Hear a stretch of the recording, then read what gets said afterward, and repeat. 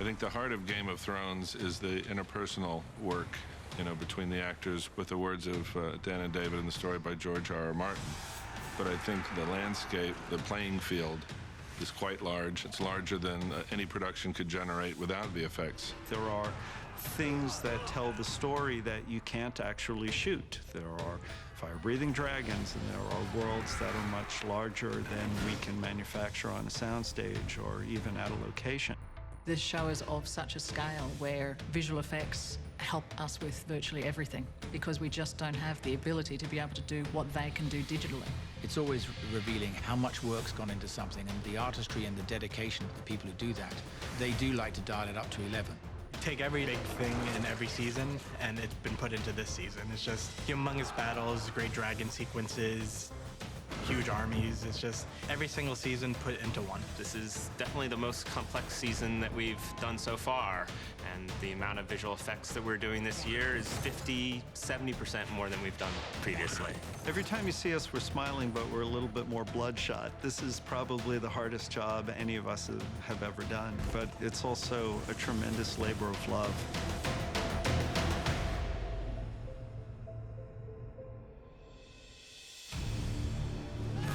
We never really end a season of Game of Thrones. We basically work on each season 11 months out of the year. When we're at the tail end of post-production, they're already in pre-production for the following season. Honestly, in the room, when we're talking about the sequence and we're in the outline, we're trying to just get the best story possible and make it the most impactful and the strongest version of what it should be. And then we give it to Steve and Joe and Bernie and Chris and say, have fun, tell us how to do this. Visual effects will come up with the previs, and we'll sit there and they'll present an animated sequence showing our design and then how they've taken it further. And it's like being children again and being presented with an animation. It's fantastic. The nature of the story is that these fantastical creatures, be they dragons or White Walkers, they very much started in the periphery on purpose, and as the story continues, they grow in importance and in power, and as such, the VFX budget grows with it.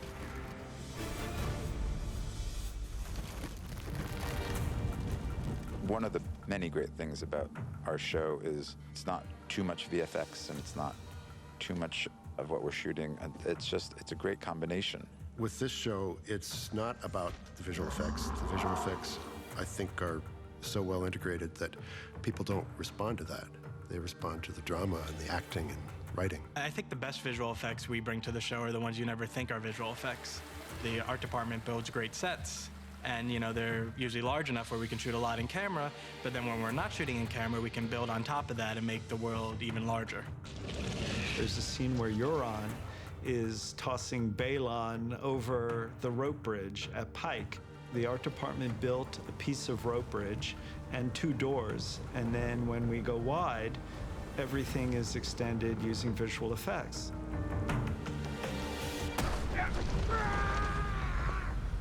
If you're going to have a castle that doesn't exist, what we do like to do is make sure the landscape we put in is real.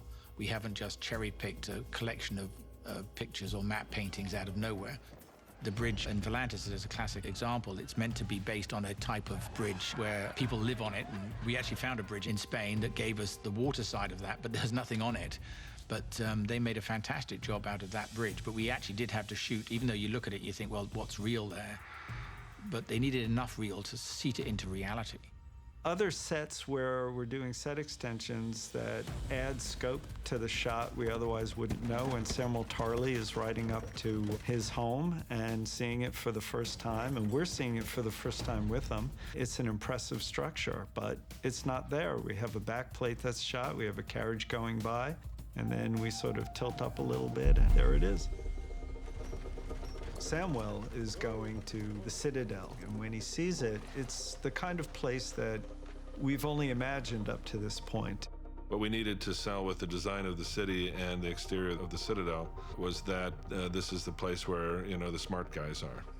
And I realized that both the cathedral in Florence and the structures in Pisa, which are so familiar, they're sort of a bleached white and very clean, but also very medieval. And they had elaborate geometry that, speaks to a higher level of thinking.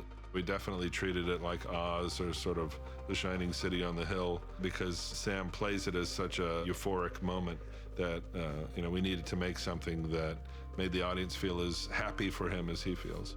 It's just his dream come true. It's a place where everything that he's ever loved and everything that he ever thought he was capable of is allowed to manifest itself. When Sam walks in for the first time, what Dan and David wanted was to get along with Samwell this sense of awe that when you come in behind him, you look up at it and you're like, wow, this is the most immense library in the sort of order of Alexandria in Egypt. It's just this tremendous space of books. One of the items that exists, if you look closely enough, are these items called the astrolabs, and their function is to reflect and direct light. And if you notice carefully, it is very reminiscent of the structure that you're traveling around in the main opening title of the show. So it gets its homage. When Danny arrives in Vasto Thrak, the bronze statues are completely created in CG, and we had probably 100 or so extras and maybe 40 horses that needed to be replicated to tens of thousands. And the set that we shot in Spain, we extended it out in every direction. We've built this temple that should stand for the whole city. And building something that needs to be burned just means that we have to be really mindful of what materials we use. We were only able to build about 270 degrees of it or something. It was not a complete pie, so the heat wouldn't be too much. At times we need to add a little bit more fire here, a little bit less fire there. We need to rebuild the roof here because the fourth time we light it on fire, it may not be as complete as it was at the very beginning. We had to have a completely controlled environment for the big shot of Danny walking through the flames. We knew that had to be done on a stage with green screens in a way that can completely protect the actress. It really was on fire, and she was really in the room, and it was really hot. When she leaves, we actually dressed up her stunt double in a fire suit and a fire mask and walked her through some very intense flame. When Amelia does her walk, which is without flame, that can be comped in, but it looks like the flame reacts correctly to a body walking through it. It's really just a question of analyzing what shots you need from which set and hopefully combining them all in the editing room with a lot of help from visual effects.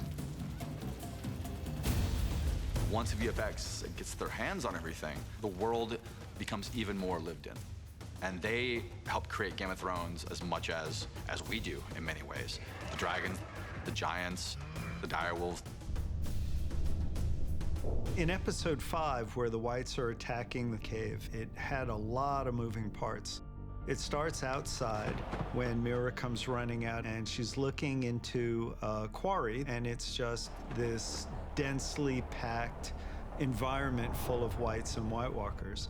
And so that's shot using probably about 100 extras that we replicate off into the distance as far as the eye can see.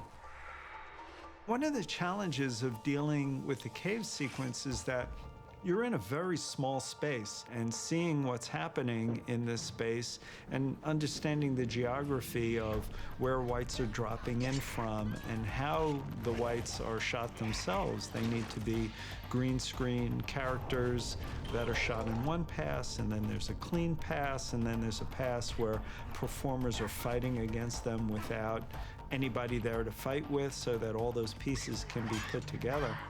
There was an enormous amount of talking about what would make it scary, always trying to keep it real, and it took a lot of pre-visiting.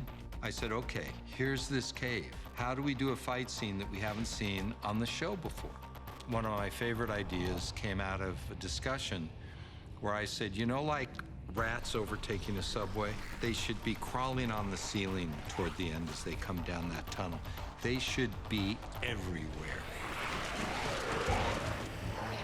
One of the problems we were presented with is, how do you shoot Whites on the ceiling?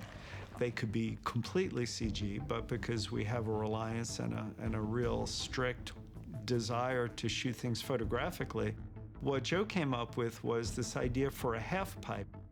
It's the ceiling, but we're going to shoot it upside down, so guys are going to actually crawl on the floor, and then we're going to turn the footage upside down, so it makes it look like they're crawling on the ceiling. The stunt guys thought of a way of building a rig, bungee system, and harnesses so that it wasn't just guys scampering on their hands and feet, but they could crawl over each other, they could crawl up on the sides. We shot that motion control because each of those sections had to be integrated into a shot that was shot in the cave with Brandon Mira physically on the run. So those camera plates were matched and applied to a motion control camera that was then used to follow these stunt whites as they ran down the cave. It's always really exciting as an actor to leave a shoot and then to see the finished product, which is almost invariably completely different to what you thought you were making on the day. I love that process of leaving a job and then seeing what everyone else creates from it afterwards. The VFX department are just on another level. Almost every scene I've done now, there's been a sort of sticks and balls reference. I don't really understand how VFX works, but they come in with that ball. I mean, I know there'll be a technical name. I'm really sorry, I don't have it, but there'll be a sort of slight crag, and they'll be like, oh yeah, that's going to be your castle. And I'm like, really? And then you see it, and you're like... Makes no sense whatsoever. You know, I did simple note, well, what you're looking now is a dragon and it's taken off and it's going up there and over the stadium. You think, okay, right, that I can understand. But then the balls come and how can that end up being... And then you see the final result and it just takes your breath away. You're like, okay, good. Because before it was just me in a green room going, woohoo! And then you see it and you're like, oh shit, I'm badass. Sometimes you're literally just filming in front of basically a green screen, or, you know, there's like 10 extras wandering around and then the crowd replication happens and you have like 20,000. It really is like nothing else. I mean, amazing, amazing stuff. I have no idea how they do it, but it's, you know, epic. It's really kind of daunting when you need to destroy such an iconic bit of fabricated architecture as the Sept. It's basically St. Peter's with a big understructure, and at some point the Mad King was going to destroy the Sept. Burn them all! And put thousands of barrels of wildfire underneath, and Cersei knows about it. This is basically a nuclear blast.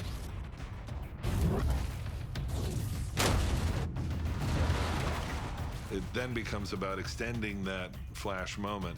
So you're seeing the reactions of all the characters. We're over Cersei's shoulder. She's in front of a green screen. We're outside the Sept, and we're at the base of a set of stairs that is a location in Spain. We're inside the Sept, and that's a set piece that's on a stage in Belfast. And we're in the vault, and that's at a location at Shane's Castle in Belfast. Sam Conway and his special effects team made a miniature of the vault out of steel and shot an explosion through it that was the most beautiful thing. Then it really was just a digital particle show after that.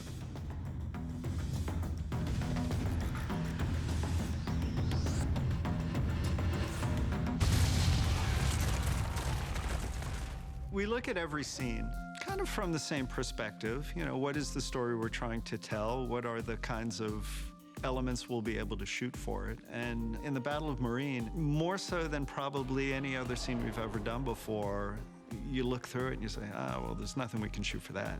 Oh, there's nothing we can shoot for that. Oh, boy, nothing for that. And then you end up with a number of shots that are almost completely computer generated. There's a lot of VFX for the Battle in Marine. Like a lot of VFX. Like it's most green. It's mainly green. There's a lot of green things happening. VFX are taking that one. Well, Marine, of course, doesn't exist at all. We only have bits of it, so it was always going to fall heavily on their shoulders. The hardest thing that any effects company can take on is building a completely realistic outdoor daytime environment. We have a boat. We can do effects on that boat for fire effects. We're going to have dragons flying above the boat, so we know that's going to fall on them. Once Danny gets airborne on Drogon, then the only thing real in the frame is going to be Amelia. And we're throwing a very nice technology at photographing her and putting her into CG scenes. We had production so solidly behind us to build this elaborate buck, which is jointed with hydraulics using the biggest motion control crane in the world. We animate the dragons, and then we transfer that into motion for the camera and also for the buck that she's sitting on.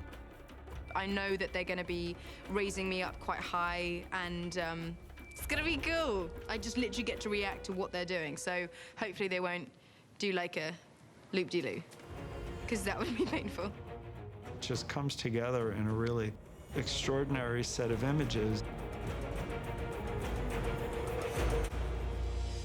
I think the difference between the attack on Marine and the Battle of the Bastards is really a little bit the difference between the Army and the Air Force. The Battle of Marine is basically the Air Force. It's Dany on her dragon, taking out the targets one by one. And the Battle of the Bastards was a battle on the ground. It was hand-to-hand, nasty combat. Every man against every man, slashing, hacking away. And what's interesting to me is they're both seen from the main character's point of view. Jon is really our way in primarily through the battle on the ground. And to be completely honest, when I first read the script, I had a really hard time placing where I would be, I had a hard time picturing it. I was like, I don't know how they're going to do this. And I love that process of figuring it out together. But the most important thing all the way through is, if it's just a battle, the audience don't have stakes in it. You have to be following someone, and we decide to follow Jon. The specific challenge was that we're in the battle. Even with 250 extras, 80 horses, we still had to add a lot. We needed to replicate to 2,500 on the Stark side and about 5,000 on the Bolton side. And when they come together and they clash, it is something I've never seen before. You can't run two horses into each other because you kill the horses. So it became about marrying real horse falls with the digital world so that we could have a real horse take a fall, and then we could digitally superimpose a second horse, which was a CGI horse that would seem to hit the real horse. So you basically blur the line between what's real and what's not real. These collisions are ferocious, and they play close, and they are photoreal, and you couldn't tell where reality ended and the computer-generated images took off.